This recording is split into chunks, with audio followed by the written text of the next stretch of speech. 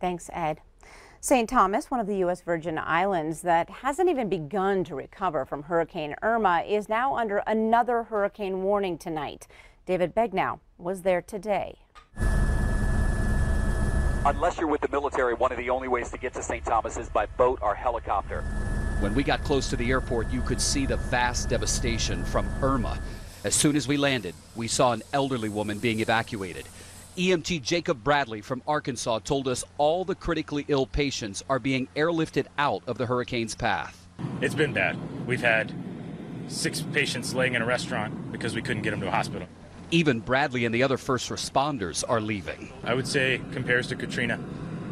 Definitely, if not worse. As you ride around the island, we found a lot of people who said, listen, I stayed for Irma, I'm going to stay again for Maria. But we have come across groups of people who said, there's no way I'm riding out another storm. Like Dana Neal. It's horrible over there. There is not a leaf. Every tree is bent.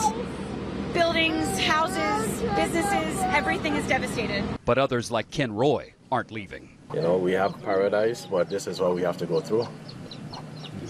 Been here before, done it before, and we do it again.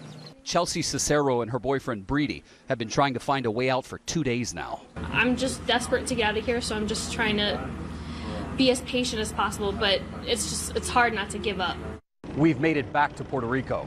Look, people have warned us if Maria makes a direct hit here, as expected, it could cut power to this island for weeks. Already, officials have ordered rationing of basic supplies like baby formula, water, milk, even batteries and flashlights. David Begnaud, CBS News, San Juan, Puerto Rico. Still to come on tonight's 10 o'clock news, President Trump is